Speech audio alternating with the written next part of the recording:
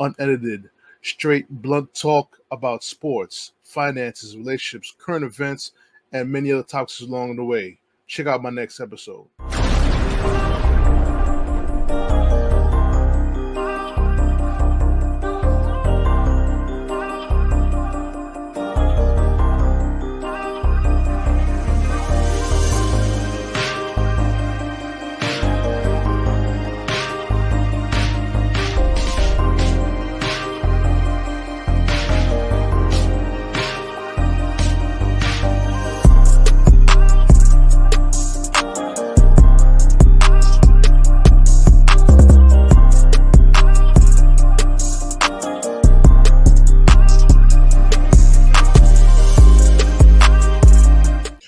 What's good, everybody? It's your man Big Dom coming live at you, another True Players podcast episode with my brother Matthew Miranda from Jacobin Sports Show and Strick.Land.com. We're here to talk about. See, I was expecting to speak about preview of the second round, and what happened last night in the very last 20 seconds. I don't know what to tell you. Matthew, you would add to it? Yeah, so not only as a fan, but I'll tell you the joy that I had last night when you are covering the team, like I do for the Strick.Land, and you're watching the game, and it's a game that, like, okay, they win this game, they win the series, everyone's going to be hyped. Like, you got to turn that piece around as fast as you can, which means all during the game you're thinking of, okay, what angle am I going to write about? Like, what story am I going to how am I going to frame this? And literally until about 25 seconds, 8 seconds, you have an idea of what it's going to be. You have a complete, great, I know what it's going to be. I can't wait to write this. People can't wait to read it. And then there's a lot of things that were wrong. They didn't lose because of any one thing. But I'm just going to say, like, the biggest surprise to me last night was not only this team losing a game like this, because as we talked about a little bit before off the air, going into last night, I think the Knicks were 44-3 when they had the lead going into the fourth quarter of a game this year. Right. Like, this team does not lose when they get their foot on the throat. That's it. And you could see Maxey was missing free throws, and Embiid looked exhausted. Like, Philly was ready. It was all there. You would never in a million years have gotten me to guess that the trigger to the collapse would be Mitchell Robinson, who's been brilliant for the last few years, pulling a page out of rookie year Mitch and flying at a three-point shooter up 6 with 20. The only thing in that spot you can't do is foul. That's it. Right. If Maxey hits a 3, you're up 3. There's 25 seconds left. You make a free throw, the game's over. That's all you have to do. Right. The only thing you can't do is, and even if you want to jump, you jump vertical. The only thing you cannot do is go flying at a shooter, and that's what he did. I'm not, it's not about one person. The Knicks are going to stand up for Mitch. It's not about Mitch. Hart could have hit 2 free throws. Anunoby missed one earlier that would have made it a 7-point game instead of 6. Nobody besides Brunson even was looking like they lost. But I didn't see that coming, and now you got to go back to Philly. They got all the momentum. All they have to do is win a home game, and then it's Game 7, everything on the table. I don't like this spot for the Knicks, and I don't like also that even if they now win, every other day they're losing someone to injury. They're playing everybody 50 minutes. If they win last night, they got a week off until the next series. Now, if they win tomorrow, they'll have 3 days off. If it goes to 7, they'll have 1 day off. Right. And that's if they win. Like, I am not convinced that, like, this series to me has never felt like 3-1 was still, this series could be 3-1 the other way. Every single game the Knicks have won, Philly could have won. Every single game. So this isn't like, we're now we got to spend another day beating some crap team. Like, the Sixers have something going for them that the Knicks don't. Every single game, the Sixers have 2 guys scoring. Even when Embiid is off, he's getting a 20-point triple-double, and Maxey's getting 30, 35, 45. Other than Brunson, DiVincenzo hasn't been scoring. Anunoby's back and forth. Hart's back and forth. The Knicks better. You don't want this coming home for Game 7. You know what? You don't want that. But this is what I'm going to say about the whole situation. Partly, it is the coach's fault. These guys logging 50 minutes a game. You could pull out Josh Hart for about 2-3 minutes.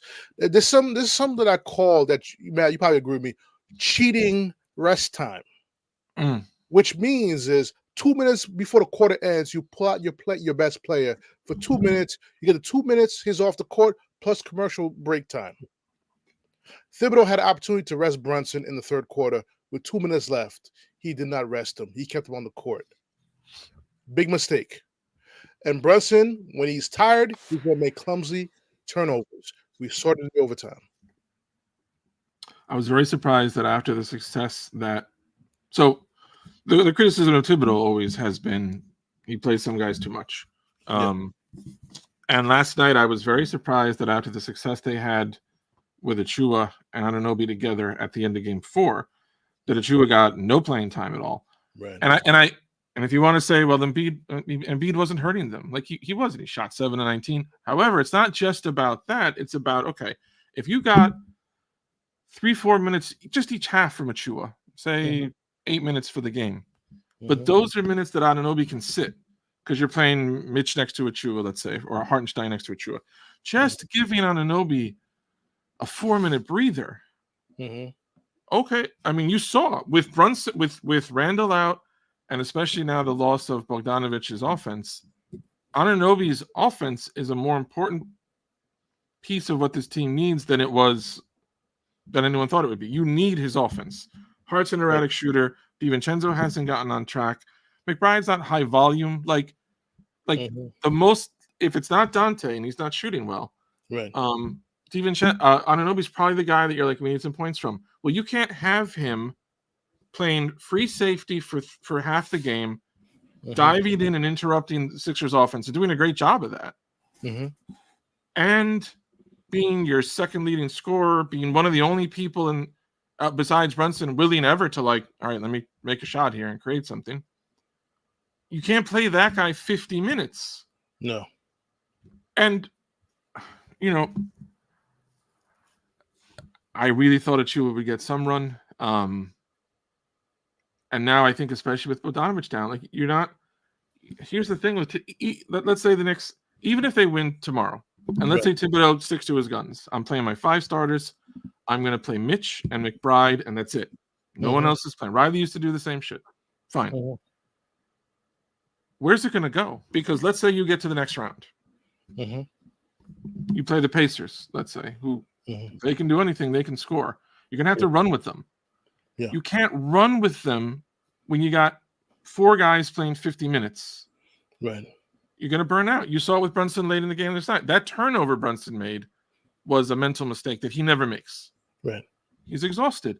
So at some point, it's not just – this isn't the finals. It's not like you just got to cross that finish line. And the Knicks are not a team like, I would say, Minnesota or Cleveland, where just winning a round – makes their season a success. They did that last year. So if you're you want to do something and you want to sustain it, it can't be 7 guys. No. Someone's got to play. And I'll tell you 2 names that have not come up once, that have not played a single minute, and I know nobody wants to hear them, but it's just, you need bodies. Alec Burks and Shake Milton. Someone's got to give you 5 or 6 minutes just so your other guys can get a breather. Right. But we know Tibbs. We'll have to. Tibbs doesn't bend until he has no choice. To me, it looks like he has no choice. But as you know, he's stubborn. He is just like last season. Last season in the playoffs against Miami, you had Derrick Rose and Evan Fournier on the bench. You could throw that change up. He never once caught that change up. Yep. Now Go ahead, man. Now you got a situation now that Bogey's done for the season. Whether that dive on his foot was a dirty play or not, we're not gonna talk about that. You know what I'm saying? We're not gonna talk about that. But you got Alec Burks, a veteran. I understand he struggled after the trade. Yep. but he's still a veteran Mhm. who at times has made big shots for the New York Knicks. Well, one of the I think it was game 3 or game 4, I think, in Philadelphia. DeAnthony Melton came in and played like a little bit. He hasn't played a lot. He's not. They clearly don't think, like, what, I guess coming off of his injury or whatever it is, they clearly don't think he's ready to play his regular role. But they brought him in because he's part of our team. Like, we got to try everything. We don't have a lot of options. We got to try something. I understand with Thibodeau, especially, you can have a philosophy over 82 games. I want two-way players.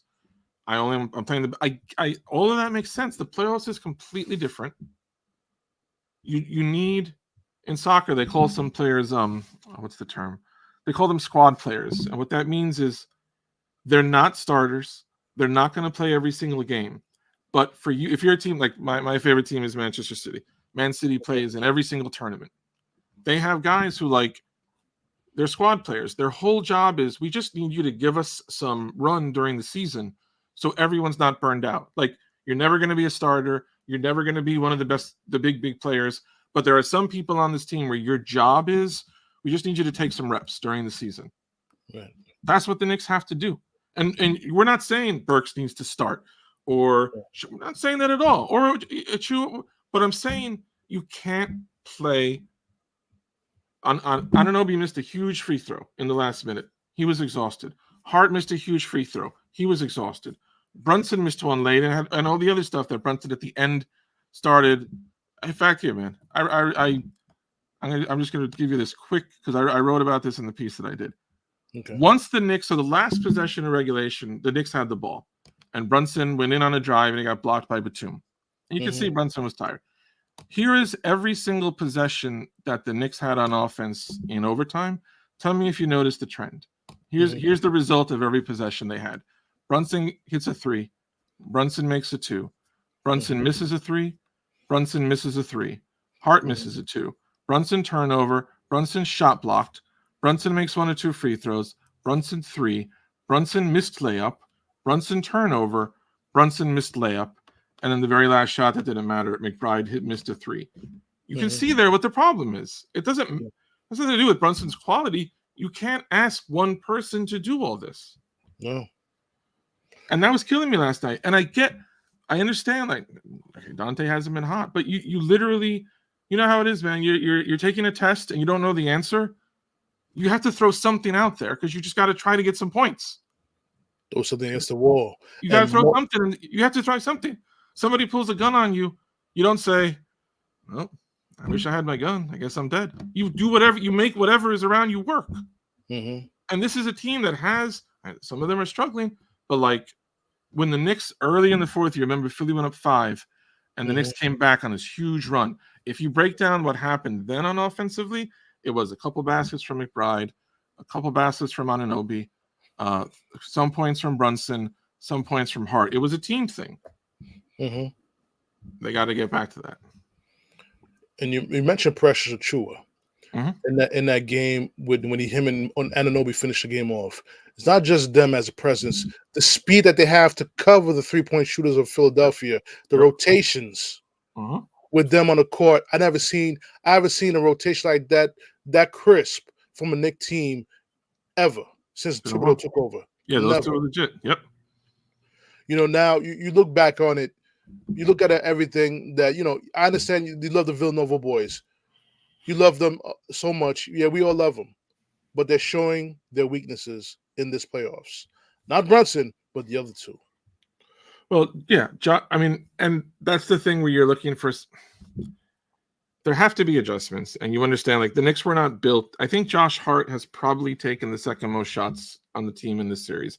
And nobody put this team together thinking Josh Hart should be taking. Like, Randall's absence is enormous. Bogdanović had started to do a nice job giving them offense off the bench, so when Brunson could sit first few minutes of a quarter, not such a big deal. So sometimes, all right, you're in this. We need Josh Hart to be taking shots. That sucks. But what are you going to do what are you doing to get DiVincenzo going? When Anunoby is being guarded by Kyle Lowry, there is no reason not to give him a shot in the post. No reason. Like, and I know, like, you're thinking, like, well, okay, like, That's not what got us here. It's not. But like when they won game 4, one of the big aspects not only was Anunoby's defense, but his offense. Mm-hmm. During the year, you may not think I don't know, but you know how it is in the playoffs. The playoffs, all right, we're taking away your best thing. We're taking away your second best thing. We're going to try to take away your third best thing. You better have another answer. Mm-hmm. And we've seen from Knicks teams in the past. In 2013, Mike Woodson, they play the Pacers. Oh, yeah. Other than Melo, nobody on the team wants to shoot. They got a guy on the bench, Chris Copeland, who'd been killing it all year. One thing you can do is score. Mike Woodson, I'm not. And they had nothing. We saw the couple years ago when they made it against Atlanta, the first year when Randall was being blitzed and completely lost. There was no counter. There was no one really else to go to. This team has counters. Even if DiVincenzo is struggling, he's third in the league in threes. Even if Hart is struggling, you get him in pick and roll, he will drive to the basket. He will force Embiid to at least confront him. Maybe Hartenstein or Mitch clean up. But your offense cannot, and like I love a lot of things about Thibodeau. I'm not turning on Thibodeau at all. But criticism of a lot of coaches, including Mike Woodson, other guys in the past, has been late in the game. They're just like, all right, best scorer, figure it out. And that's what Brunson was stuck with in overtime. It was just, Jalen, please go save us. And I know that usually works, and it might even get you out of this round. And if you get Indiana or the Bucks are injured, it might even get you past them. But if you're going to get where this team seems like it can get to, you got to have something else in mind. You know, I totally agree with you. Now, when you mentioned Thibodeau about the rotations, lack of adjustments, and Mike Woodson lack of adjustments that caused them that season, I bring back to one of our old coaches, JVG. He's a defensive coach, but he was able to make the adjustments needed to win the game. You understand what I'm saying? But it also helps when you have 3 capable scorers. We had Houston, Sprewell, and Johnson. That's also a great thing too. Yeah, and Ewing too. But so here's a move that I would like to see them try. I don't know if they will, but like every game in this series, the Sixers have jumped out to the lead. Every game has been Sixers get the lead, Knicks come back, and then we see what happens. So if you remember when the season started, Donte DiVincenzo was not the starting 2 guard. It was Quentin Grimes. And Grimes could not get on track with the starters. He publicly complained about, I never get the ball, and so I got to take a shot, right? And they made the switch. They put Donte in the starting lineup to put Grimes on the bench. That worked. Maybe if you're looking at, okay, Maxey's killing us. Every game we're losing early. Got to shake it up. Maybe you start Deuce McBride next to Jalen Brunson, because at this point, McBride's been a better shooter than DiVincenzo. He's a much better defender one-on-one against Maxey than DiVincenzo is. And that way, Donte can come off the bench. And when he does, he knows his role is just come in and shoot. Because I imagine it has to be difficult for DiVincenzo to try to get on track when Brunson is taking 30, 40 shots. Like, it's not easy to get in a rhythm. So maybe that helps Donte. Maybe that helps your opening defense. Maybe, but like, I don't want them to. If Game 6 comes tomorrow night and the Knicks are down 7, 8, 9 after the first quarter, and DiVincenzo started again, like, you gotta try something different. Gotta try something different, and that this is you're much. I hate to go back to the trade for Anunoby. It was a good trade. It's a great trade. Did you give up too much?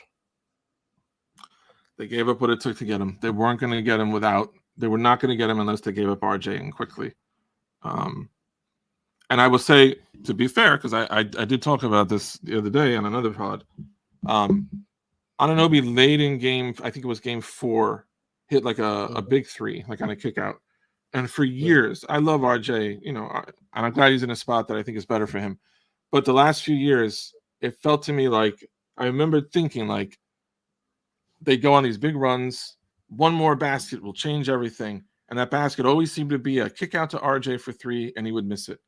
And I remember always thinking, like, you're going to know this team is legit when they go on these runs and you just need one shot to drop. And when it kicks out, it's someone that you trust. And OG's a far better shooter than RJ. So you gave up what you had to give up. I think what's really hurting them, if you remember when they made the Detroit trade for Bogey and Burks, the reason they did that was Randall was now done, basically. and they needed some offense. Right. Well, Randall's still done. Bogey's done. Burks isn't playing. So they don't have nearly the scoring depth that they thought they would. Right. And this is why I'm feeling like, okay, then you got to do something. You see with baseball all the time. You're getting, you bring up a guy in the 8th inning who hits like 230. Your backup catcher is a pinch hitter. You don't think he's going to hit a 450-foot blast, but you just, the situation calls for something. It's a righty and a lefty. You got to try something. I'm very interested to see what, if anything, they do differently in the next game. Well, because I wonder if Thibodeau will think, we had him. Like if Mitch doesn't make that foul and they win, we're not talking about any of this. Right, we're not. So maybe Tibbs is not wrong, but I just feel like I see Philly making some adjustments. I would like to see the Knicks making some adjustments. And Matt, we both know the 76ers got a championship coach on their bench. They do. As much as he's been crying, which disappointed me about Nick Nurse. He was crying a lot, but that man made adjustments, which made that team win. He did. I mean, really, he would be the counter to all of this. If I'm Thibodeau and I want to be like, look, you can all just shut. The Sixers have won 2 games in this series. One when Embiid scored 50 and put on the greatest shooting performance I have ever seen against the Knicks in a playoff game, and that includes Michael Jordan, and that includes Reggie Miller. I have never seen a person shoot the way he did in that game. The only other game they won, Maxey, if he didn't miss free throws, would have had 50. Yeah. You could make the argument, whatever we're doing, unless one of their dudes goes off for 50, we're winning. Right. So I'm not going to panic. And there is also the logic in sports of like, look, we know what got us here. We know what we can do. We don't drop it the moment things get difficult. We're still up in the series. Like you're up 3-1. You've earned the right to have 3 shots. It's been such a tight series that I don't know what to make of. I don't know what to make of it. Let me tell you something. You know the bold move. If I was at Thibodeau's seat, bold move I would make right now. I'm starting Burks over DiFrancesco. Over McBride too? Yeah. So I need McBride's energy off the bench. Because he's a spark plug. And the Knicks would not be up 3-2 without McBride. They would not have But they also wouldn't be up, to be fair, they wouldn't be up 3-2 without DiVincenzo's game winner either. Yeah, that's true. And he did hit, and in the game they won in Philly, even though he didn't shoot well, they were down 7, and he hit back-to-back threes that brought him within 1. And then shortly after, they took the lead. So, like, I think it's tough because if you're Thibodeau, is it a panic move if you do it in Game 6? Because let's say you start Burks in Game 6, and Burks looks like Burks has looked. What are you doing in Game 7? Because your guy's confidence is going to be a bit hit if you were like, I'm pulling you for game. Oh, I need you back a game. Like, to me, I see what you're saying. I definitely think Burks should play. I'm starting Deuce ahead of him because I don't think Burks can defend anybody.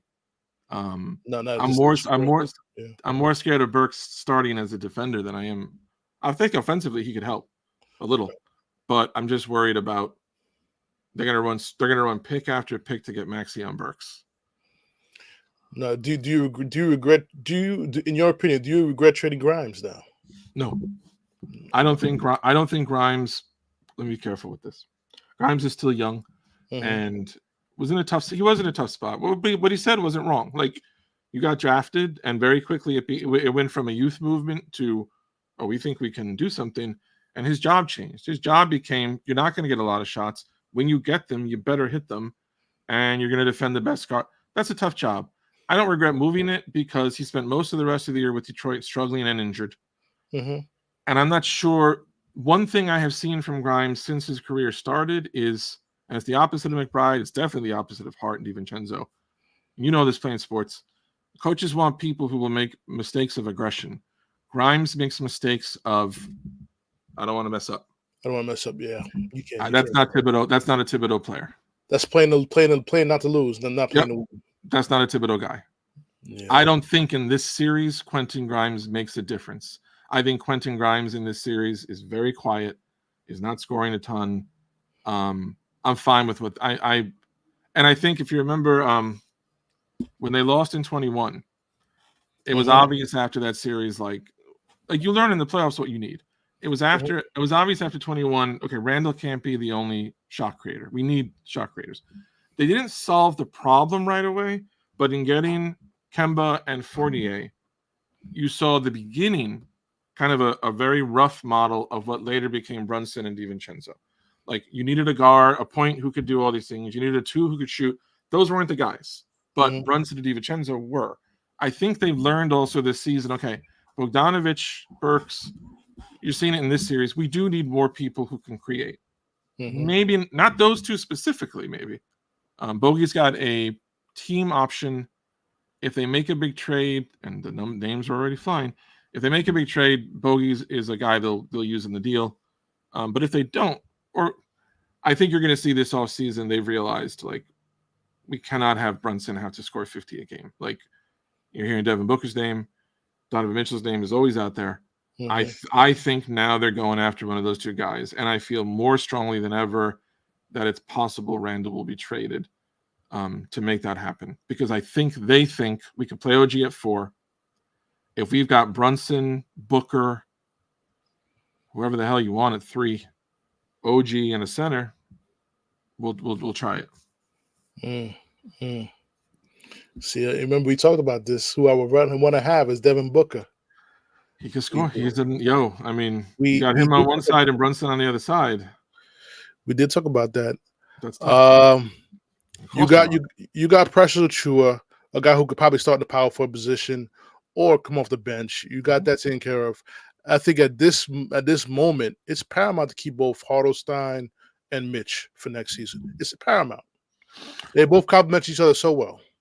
They've sounded it has so far, and you never know. So far, everything with Hartenstein sounds optimistic. They want to keep him. He's talked about how much he loves New York and wants to stay. He loves playing for Thibodeau. Big kind of asterisk note: Hartenstein's wife is a model, like a supermodel. I don't think San Antonio might give him a huge deal. I don't think that woman wants to move to San Antonio and lose her modeling career. So, like, it could work. It could work. Gotta see. Okay, before I let you go, is Durant even an option? I mean, this season's not over, but we see the holes. I'll tell you, if there's one Hall of Fame, still old but still very good player who could fit on this team next year as a finishing piece, it won't be Durant. It'll be LeBron. Ooh. It will never be Durant. Ooh. Okay. But LeBron, I can tell you right now, the teams that LeBron's going to flirt with, besides the Lakers, he's going to flirt with the Knicks. He's going to flirt with Cleveland. He's going to flirt with Dallas. And I thought there was one more, but maybe that's it. Maybe, I can't see Philly. Maybe Philly, but definitely Knicks, Mavs, Lakers, and who was the other one? Knicks, Mavs, Lakers, and Cleveland. I think Durant. I don't think the Knicks will touch Durant. And I'll give him credit. I don't give him credit a lot. James Dolan didn't want Durant once he got hurt in the finals, which made sense because Dolan has dealt with McDyess, Stoudemire, Porzingis. He's dealt with bigs who have devastated. He wasn't going to do that. Durant has said the things that he has said about the Knicks. I'm sure it's all water under the bridge. But he is aging faster at 35 to me than LeBron is at 40. Big time. I see it. You saw it in this series. I saw Anthony Edwards made Kevin Durant look like he was Kevin McHale. But before I let you go, one last thing. Yeah. How about our boy Danilo Gallinari? I love Gallo. That man will be able to shoot 10 minutes after he's buried in the ground. Yeah. But everything with the Knicks, you have to consider what's this person going to do on the defensive end. They're not going to bring in anyone who's going to get hunted. And I love Gallo, but Gallo at like 36, he's a stocky dude. Like he could be a fine, like a 4. But I think if you bring him in, he might play the bogey role off the bench. Like that would be a thing. He could play the bogey role off the bench. But I think the big move is going to be, I think, and this isn't just about X's and O's. So Thibodeau is entering the last year of his deal. NBA coaches don't do lame duck. So either you're giving Tibbs the extension or he's out. I have to assume you're giving him the extension. But also, and this matters, and you might remember a guy years ago with the Mets, very similar to Randall. He was an all-star.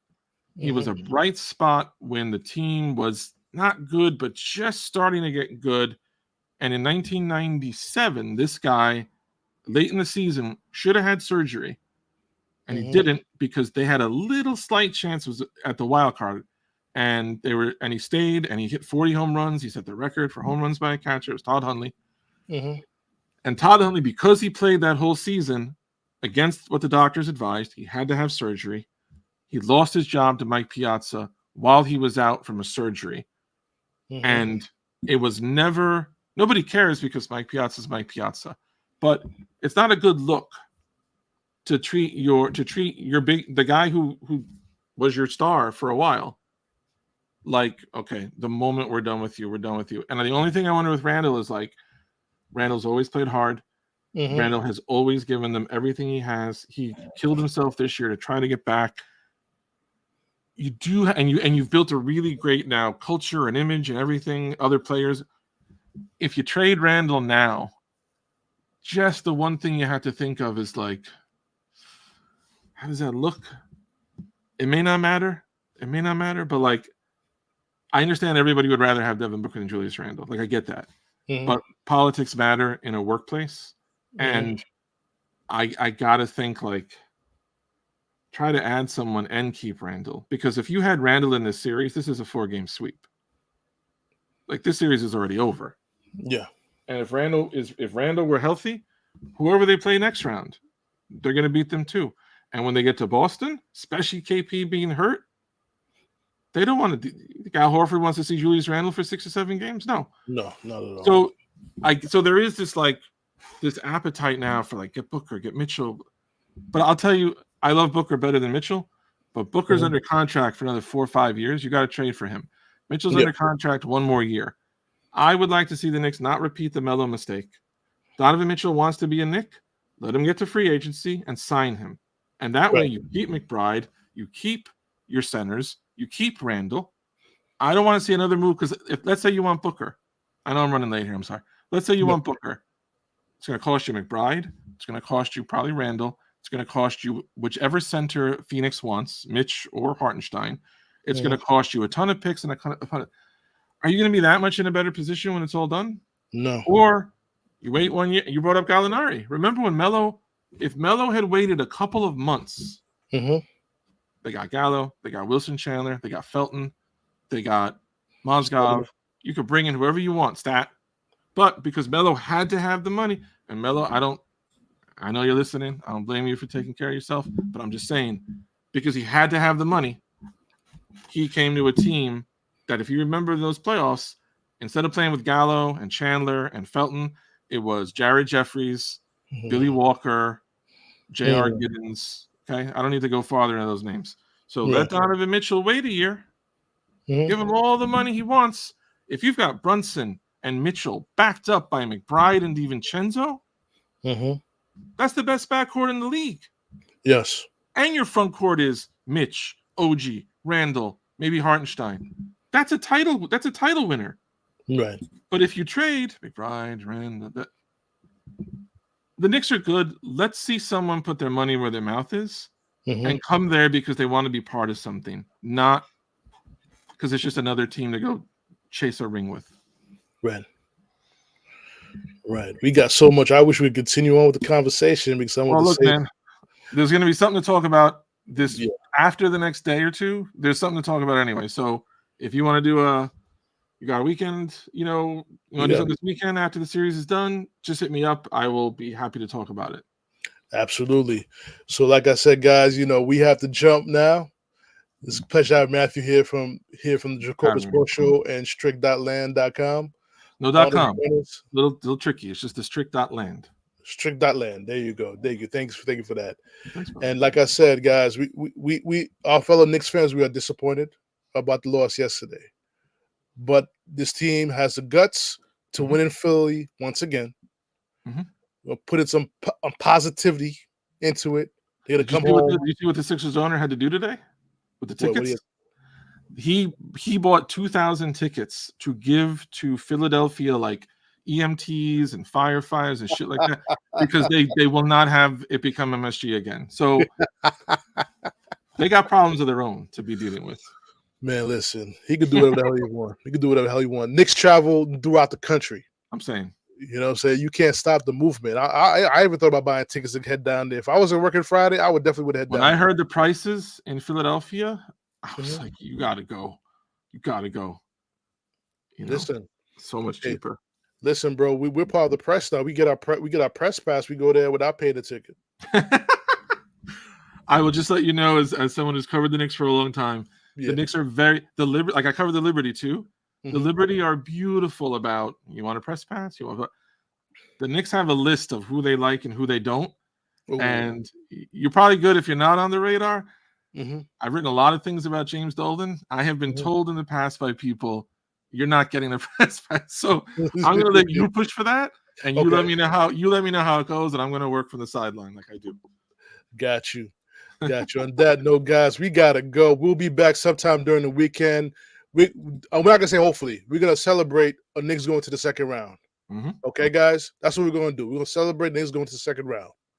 On that note, Matt, you want to say something before we end? I'm surprised how much I hate this Sixer team already. Oh yeah, I never hated them. I've never hated them ever. I wrote about it. I got no problem with the Sixers, but this team, and it's not even like, all right, Embiid's dirty. The Knicks were dirty back. Like, whatever. I don't like it, but they're so whiny. They're so I can say that whatever the Knicks were back in the day, they didn't whine about it. Hell no. So if you're gonna be one way, be that way about it. But don't. I mean, you see, Maxey had a play. He got fouled. It's true, he got fouled. But before he hit the ground, he's like appealing for the play the game. Play the game. So I will have. There's a lot of shit I'm not saying right now because I'm very superstitious about sports. I don't want to jinx nothing. Right. But if the Knicks win, we'll have a lot to talk about, though. A lot. I got you. But one thing I want to mention before you go. Yeah.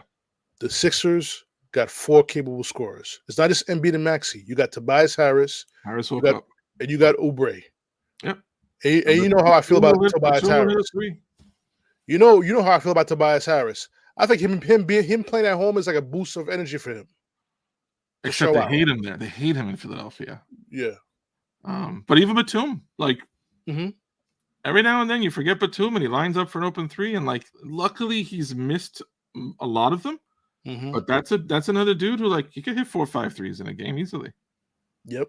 Easily. So yeah, that's one reason why I feel like if you're Tibbs, you've got to manage this now kind of differently. They have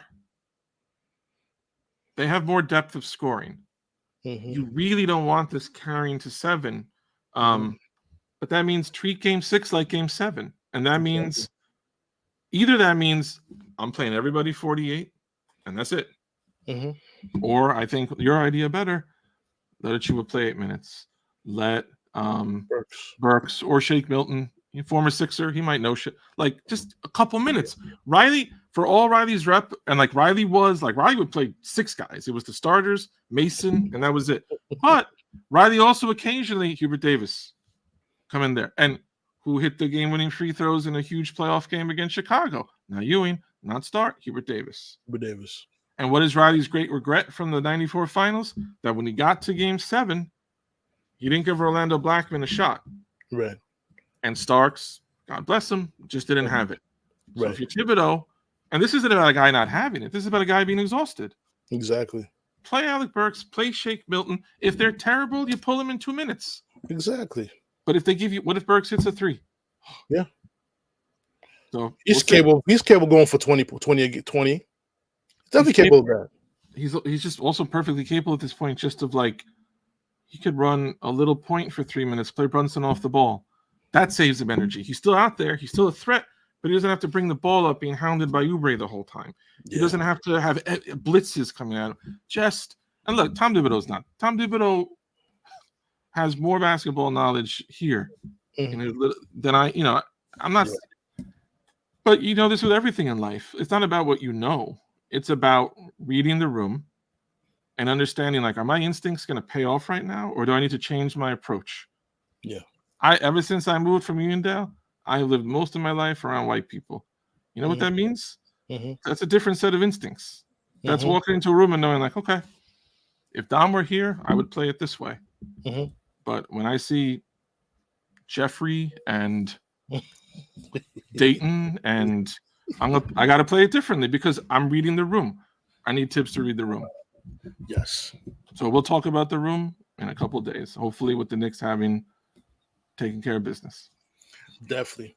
Ladies and gentlemen, me and Matthew are off. See you on the next episode with good news. I think they're playing Thursday, right? So possibly 9 p.m. Very late start. 9 p.m. 9 p.m. Either Saturday or Sunday, we're gonna hit you guys up with our thoughts. All right. We sign off. Peace, everybody. Peace.